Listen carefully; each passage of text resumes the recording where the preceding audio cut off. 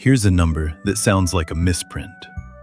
In 1965, one restaurant company's sales were bigger than McDonald's, Burger King, and Kentucky Fried Chicken combined. It ran more than 1,000 locations. For an entire generation of American families, its orange roof glowing out of the highway dusk meant one thing: we made it. Dinner. The company was Howard Johnson's. And if you're of a certain age, you can still taste it. The fried clam strips, the Frankfurt in the buttered bun, the agony of choosing from 28 flavors of ice cream.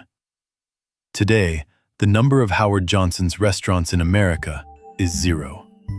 The last orange roof went dark in Lake George, New York in 2022. Not shrunk, not rebranded, erased.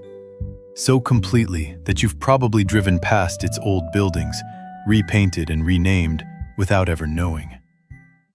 How does the biggest restaurant empire in American history simply disappear? It starts with a young man drowning in his father's debts.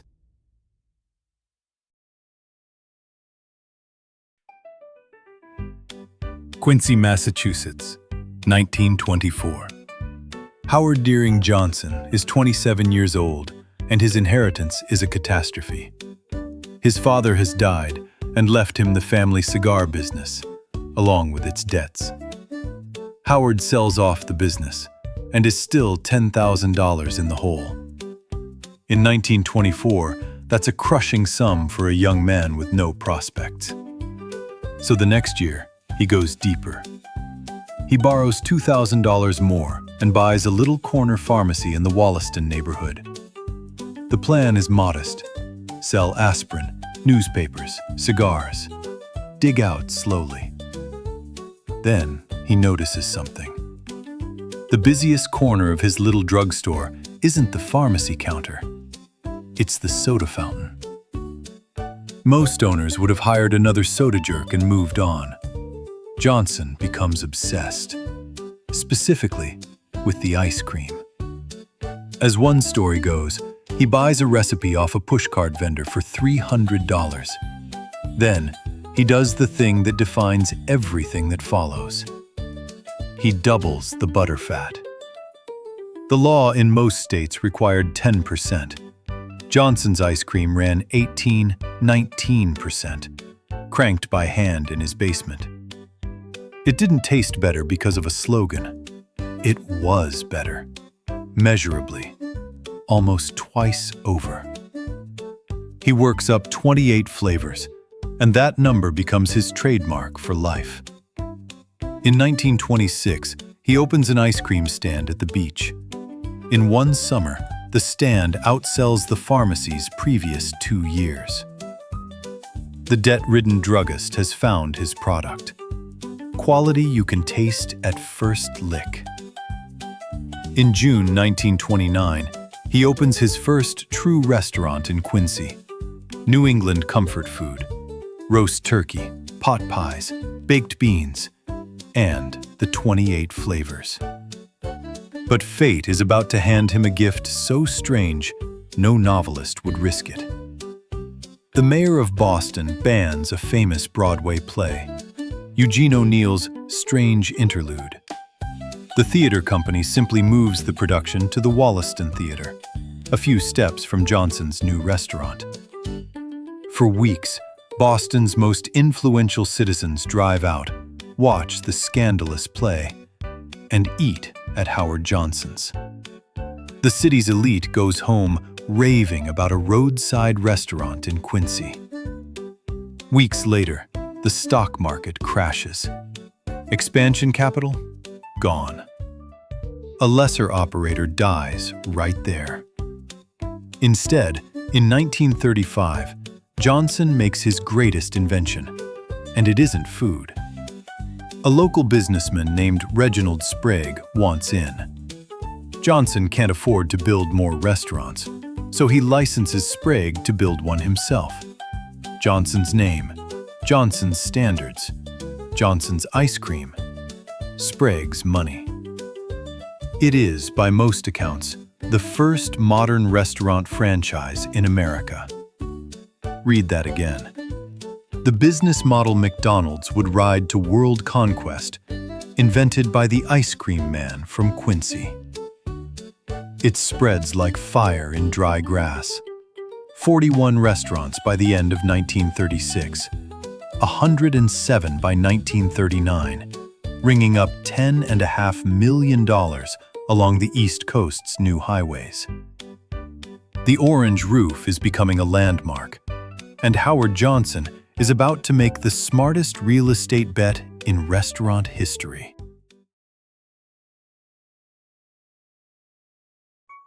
In 1940, America opens its first superhighways, the Great Turnpikes, and Johnson sees what they really are: rivers of hungry families moving at 60 miles an hour.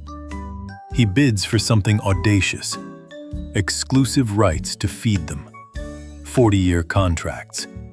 The Pennsylvania Turnpike alone, 24 restaurants, all his. Then Ohio, Maine, New Jersey. On the fastest roads in America, dinner was Howard Johnson's, by contract. Then the war nearly kills everything. Gas rationing empties the highways, and a highway restaurant with no highway traffic is a dining room in a desert. At America's entry into the war, there are 200 Howard Johnsons. By 1944, 12. He survives by feeding shipyards and war workers, holding the shell of the company together with his hands. And when the boys come home, buy cars and pour onto the roads, the man who kept 12 restaurants alive through the war is standing right there, contracts in hand, as the greatest road trip era in human history begins. You know this part, because you may have lived it. The orange porcelain roof with the little cupola and the weather vane. Simple Simon and the pieman on the sign. Dad announcing at mile 200, "We'll stop at the Howard Johnsons." And the genius of it, the thing that made that sentence possible, was sameness. The clam strips in Georgia tasted exactly like the clam strips in Maine. The ice cream in Ohio was the same 28 flavors as Cape Cod. Never underestimate what that promise meant in the 1950s. A family far from home, kids hungry in the back seat, couldn't risk a bad roadside diner. The orange roof was a guarantee, visible from a quarter mile. Safe food, clean bathrooms, fair prices. No surprises. Howard Johnson's product was never really dinner. It was trust at 60 miles an hour. About those clam strips, a small story that tells the big one. A Greek immigrant in Ipswich, Massachusetts, named Thomas Sofran, had invented a new dish: strips cut from sea clams, battered and fried. Johnson tried them, loved them, and signed the Sofran brothers as his exclusive supplier. One immigrant's kitchen experiment, multiplied by 1,000 orange roofs, became a national dish. That was the machine. Find the best, lock it in, serve it identically everywhere. By the 1960s and 70s, Howard Johnson's is the largest restaurant chain in the United States. More than 1,000 locations, plus the motor lodges rising beside them. At one point, it is the largest commercial food supplier and lodging operator in the country. And in 1965 comes the statistic from our opening: sales greater than McDonald's, Burger King, and KFC combined. The founder retires in 1959, handing the empire to his son. But retirement, for Howard Deering Johnson, is a technicality. For the rest of his life, a black Cadillac, license plate HJ28, keeps pulling up, unannounced, outside orange roofs across America. The old man walks in, checks the bathrooms, tastes the ice cream, inspects the fryers. He knows exactly what the roof is worth, because he knows exactly what's holding it up. Howard Deering Johnson dies in June 1972, and the black Cadillac stops coming.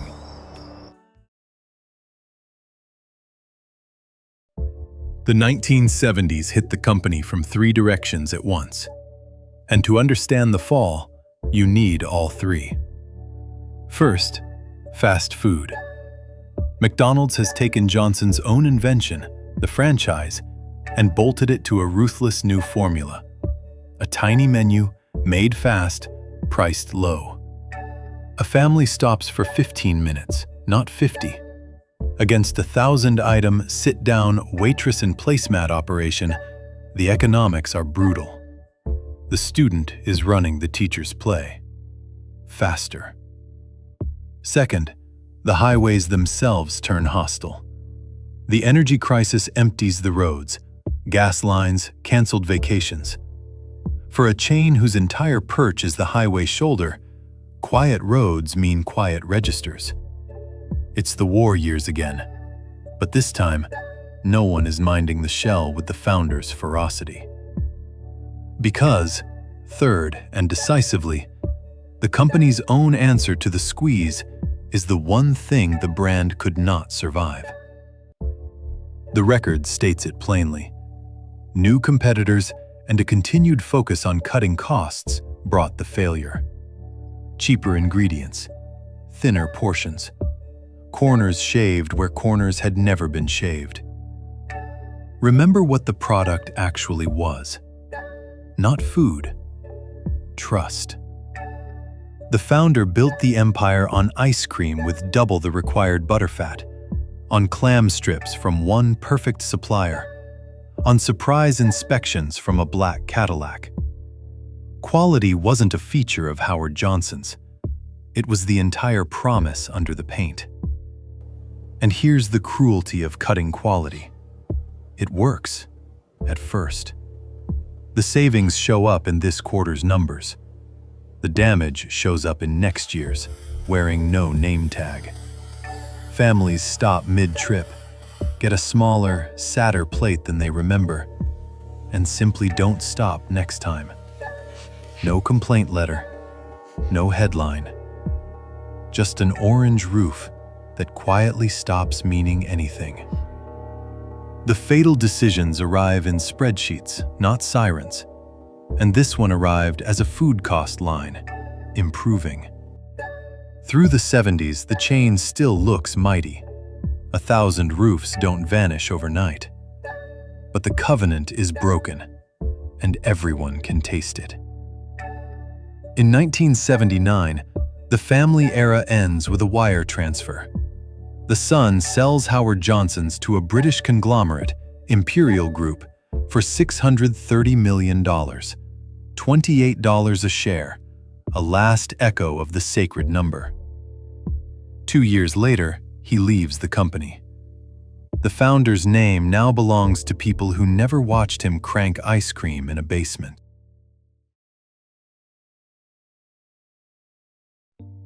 What follows is the fate of every brand that outlives its meaning. It gets passed around. In 1985, Imperial sells to Marriott, which wants the real estate, not the restaurants. The empire is broken up for parts. Hotels one way, restaurants another. The name licensed out in pieces. From 1986, the surviving restaurants are franchised separately. Orphans wearing a famous name, with no parent company minding the butterfat, no commissary, no black Cadillac. One by one, they close. Or worse, they linger, serving frozen food under fading orange roofs to customers running on pure memory. And the roofs themselves begin their strange afterlife, Drive America's older highways today and you'll see them, if you know the shape. That unmistakable steep orange roof and cupola, now a Chinese buffet, a liquor store, a church, a used car office. The buildings were too well made to demolish, so the country just painted over them. Hundreds of little tombstones with new tenants. The count falls through the decades, dozens, then a handful, then one. The last Howard Johnson's restaurant in America stood in Lake George, New York. In 2022, it closed its doors. The chain that once fed more Americans than McDonald's, Burger King, and KFC combined reached zero. So, who killed Howard Johnson's? The easy answer is fast food, and it's not wrong. The world genuinely changed, and sit-down highway dining was always going to shrink. But shrinking isn't vanishing. Plenty of old brands survived smaller. Hojo's died of something more specific. It cut the only thing it was actually selling. The orange roof was a promise of quality, kept fanatically for 40 years by a man in a black Cadillac. When the company started saving money on the promise itself, the roof became just paint. Fast food didn't beat Howard Johnson's. Howard Johnson's broke its own word, and fast food collected. There's a one-sentence epitaph hiding in the founder's own numbers. He got rich doubling the butterfat when the law only required 10%. His successors went broke, discovering that the law was never the standard. He was.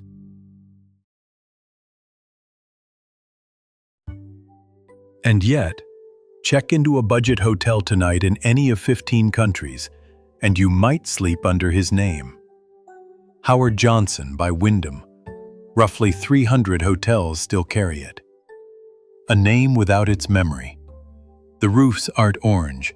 There are no 28 flavors. But the name survives because, once, it meant you could trust it. The clam strip survived too.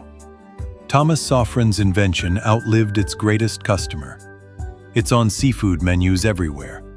An American standard whose origin almost nobody knows. And in supermarket freezers and soda fountains of memory. Ask anyone over 55 to name the flavors, and watch them start counting toward 28. But Howard Johnson's real monument isn't food at all. It's the franchise. The 1935 handshake in Orleans, Massachusetts, that invented the modern restaurant chain.